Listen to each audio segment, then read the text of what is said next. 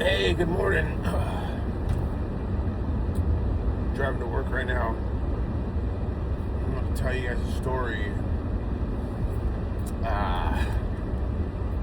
So, when I was in high school, I moved to San Diego after sophomore year. I spent my junior and senior year in San Diego. And I got there at the beginning of summer and didn't know a lot of people. I had a cousin who had just graduated from the same high school I was going to go to. And I had lived in that little part of San Diego as a young kid for like a year and went to school with a bunch of kids who are also going to end up going to the same school that I'll be going to. And I got into a lot of trouble that year. It was an odd year for me. There potentially could be people that will see this that were there, and if you are one of those people, it's nobody's business. But yeah, I mean, it is what it is. It happened. What can I do about it now? But anyways, so I moved back, and I don't know a lot of people, and I get to know some people, and I hang out with them over the summer, and it was cool. I was at a really odd age. I had just came from a couple of years of high school that were super fun and super amazing, and now I'm in a new place and a new atmosphere and all new people, some old people. But so the point of all this is I ended up, of course, playing football and wrestling. I didn't play football sophomore year. I did freshman year, and there was a lot of camaraderie on that team. There's a lot of people who will see this who were on that team, and so the coach was came from Tustin. I don't know, somewhere else in California, but when he came, he brought with him a lot of stuff. And one of the things that he brought with him was an opportunity for our team to go play in a football tournament in Hawaii. And the year before I got there, the summer I got there, the team that I played with my junior year went, and some guys got in trouble. I wasn't there. I wasn't even on the radar. Had just got to San Diego, didn't know anybody, hadn't even started school yet or been, registered in school, because the tournament's like at the very end of summer. And so the rumors that I heard about that group were that some of the boys that got caught with a female in their room after curfew, like they did a room check, and these guys had a girl in the room. I'm not going to go into any details about that scenario because I wasn't there, and it's not my story to tell. But that was the rumor, and the coaches made them do up-downs all night. So now I'm going, and it's kind of a big deal for me. At that point, I'd never been to Hawaii. My Auntie Rachel was there. My cousin Helen was there. My parents had not gone to Hawaii yet. And ironically, they would end up going shortly after that. Like we were there in the end of summer for this tournament, and they ended up moving there, I think, somewhere before New Year's that same year. Anyway, so this tournament is pretty cool. They would take mainland schools and have them play football against Hawaiian schools. So, so we roll into Hawaii as a football team, and there's like, I think 36 of us plus chaperones. I know there was a couple students that were there, so much happened on this trip. The first thing was the room assignments. I was assigned with some buddies, some good buddies, who are also on my social media, who should see this, who would probably see this. I'm trying to think. I know Ernie, I think it was, I want to say, but I'm not 100%. In my room, I'm pretty sure it was Ernie. And I told myself I wasn't going to use names. There's this kid, Don, that ended up in our room. And I think the last person was Ruby. But anyways, we all decided that we were going to try to find weed. And we couldn't find any. Well, that's not entirely true. But we found fake weed, and then eventually we did find weed. And so, we were kids. We're roaming around Hawaii. It was super fun. We ended up, I think I'd mentioned it before, but I'd actually ran to Lark Voorhees at there. Ironically, she was from San Diego. I don't know why she was getting there for a football tournament.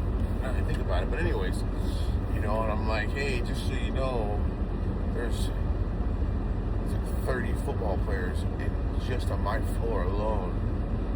You should be careful. You're going to get bombarded. But we're in Honolulu one day in the afternoon, and a guy stops us, and he's like, hey, I'm selling fake IDs in any state, any age, except for California, because at the time, this is the 90s, California had the hologram. They were the first ones that I had ever seen that had the hologram. And so it's any state, any age. And so I'm like, yeah, I'll do that. And so we went and got fake IDs. And it was super cheap. And the guy told me, he asked me who we were there with. And I told him, I'm here with the football team. There's like 36 of us. He's like, well, if your teammates come and get fake IDs, I'll give you some cash. So I'm like, cool, I can do that. So I want to say within 24 hours, everybody had fake IDs. And the whole team, except for 4 guys apparently. And so these guys decide to throw a party in one of the rooms, and they're wandering around, and they're telling people to come to this room after 11, because that would give us time for room check and whatnot. And basically that would give us, they were going to throw this party on the floor with the coaches. It was a bad idea. And so a bunch of people go out. They do have this party. I don't want anything to do with it. I'm in my room, and I have my own party supplies, and I'm with the people from my room, and we're just chilling. And that kid, one of the kids, that odd kid from our room, went to the party, and they were out on the balcony doing something. I don't know what. But it caught the attention of a police officer on the street. Apparently, is the story that I heard. And so this kid is on the balcony, and they're with some other kids, and they're doing some stuff they're not supposed to be doing. And a cop sees him from the streets, counts the floors, and decides he's gonna go up the elevator and just see what he can see. And so at that exact moment, that kid leaves the party room, comes back to our room, grabs a bottle of Jack he had hidden in his stuff, and goes back to the party. And apparently, as he's walking down the hall, the elevator opens up, and it's that cop. And he had stopped at like a floor below, and walked the halls to the next floor, walked the halls, and then it opens on our floor, and there's Don with his, I really shouldn't be using names. Maybe I gotta consider reposting, but it was a long time ago. And so, with my luck, I don't know, there were a lot of negative repercussions that happened as a result of this story, especially with that kid. But anyways,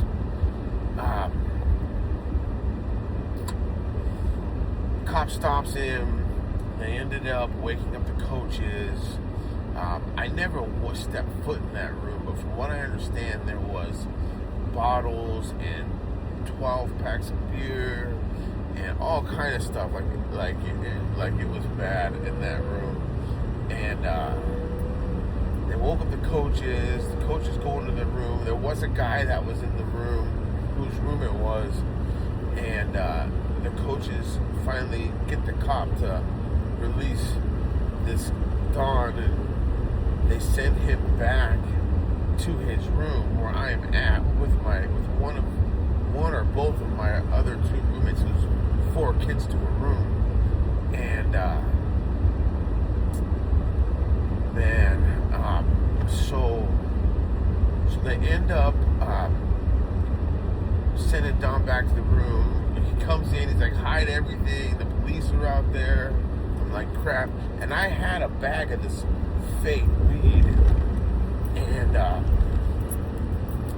I stuff it into the telephone. I had taken the mouthpiece out of the telephone, stuffed it in there, and then put the mouthpiece back in, and put the phone back on the thing, and then we hid all the alcohol.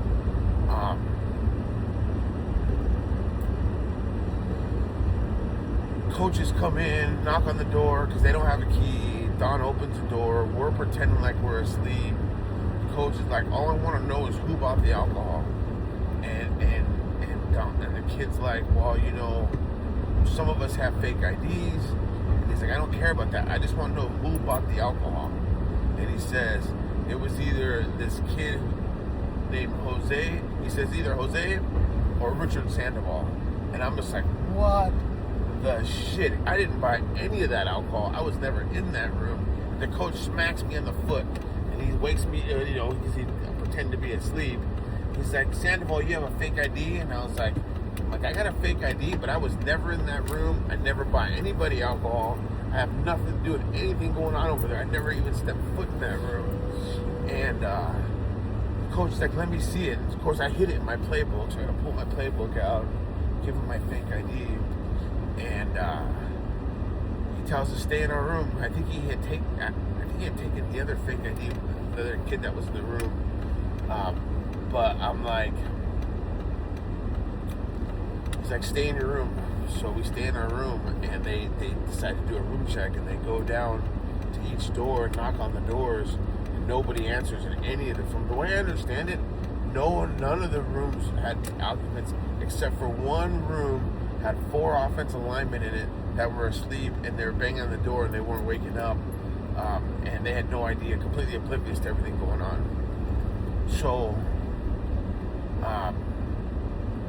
they sit in the hall, in the hallway all night, busting people as they came in, and everybody that came in was apparently annihilated, and they're super mad. And so we were supposed to go visit Pearl Harbor the next day. They had all this stuff planned, a luau. We had just lost our game, and so that was the plan. But because of this, they canceled all those plans, and everybody was locked down in a room. And the deal was everybody's locked down, but if you didn't go out, then you could go out the last day. But if you did go out, then you can't go out the last day. You're stuck in the room. And everybody was stuck in that room. And I was stuck in that room. But the other kid from my room who did not go out, he was going out. And so he kept telling me, dude, you should be good. And so he convinced me to try to get up and walk out of the room. And I did. And I got up. And I started walking for the door. And they didn't stop me. They let me go.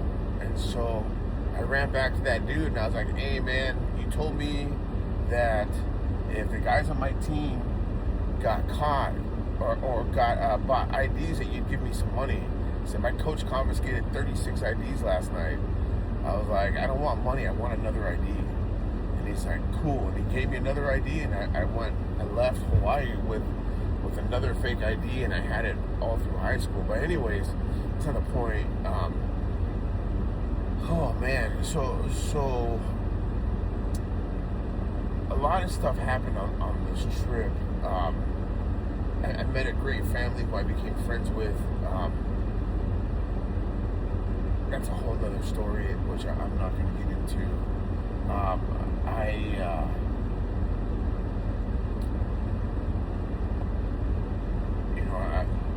The other thing that happened that was crazy was one of the kids I was with, who I'm not going to mention, tried to sneak weed back. She did sneak weed back, but we're trying to figure out how to hide it. And he's like, I don't know what to do, how to do this, and we're just having a conversation. I was like, well, the concern was going through the airport, and he's like, what about if there's dogs? And so I don't know where I got it from, but I was like, I'm pretty sure that they hide stuff in coffee grounds to hide them from the dogs.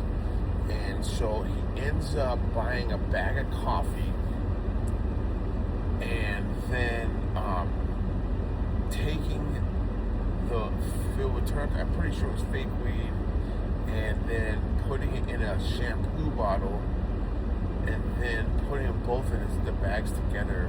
But he did not put them in the coffee grounds, if I remember correctly. So him and I go through TSA. I get through. One of the coaches is in front of me. As he's coming through, the alarm goes off. And when they put his bag through, I grab my stuff and I start to walk away. And the coach is like, you come back. And I'm like, oh no. And I'm scared. I'm like, holy crap. And so they open his case, and they see, and that's crazy, because when I looked at that monitor and I saw his bag go through, I seen it in that bag. I could see it clear as day. But apparently the TSA did not. And they opened up and they find the coffee, and they're like, what's this? He's like, it's a present for my parents. It's coffee. And the TSA opens it up, and he runs his hand through, and he doesn't find nothing. So I want to say that I could be mistaken, I want to say he took that bag of coffee and ran it through by itself, and either it beeped or it didn't beep. But either way, he closes everything up, says, okay, you're good, and sent us on. Man, I was sweating bullets. That day, the next day when I got out, I went to my room. I pulled that bag of weed out of the fake weed out of the telephone, and like an idiot, I went and I stuck it in an envelope, and I put stamps on it, and I mailed it to myself, and it showed up. I got home, and it showed up. No, but it was fake weed, so it wasn't. I mean, it didn't trip off any alarms. But yeah, it was a crazy experience. It was fun, going to Hawaii for the first time with all your best bros and running around, and then getting in a lot of trouble. I mean, that kid that got caught with the alcohol got expelled from the district, I think, something like that. There was a bunch of hearings. He had reached out. I want to say he had reached out. I don't know. The rumor I heard was that they were trying to pin it on me or something. I don't know. But nothing ever came about it with me. I guess I just got lucky. Yeah, it was pretty crazy. It was pretty fun. It was a good experience. It could have been went horribly wrong, Yeah. Anyways, so it's Monday. Count your blessings. Stay prayed up.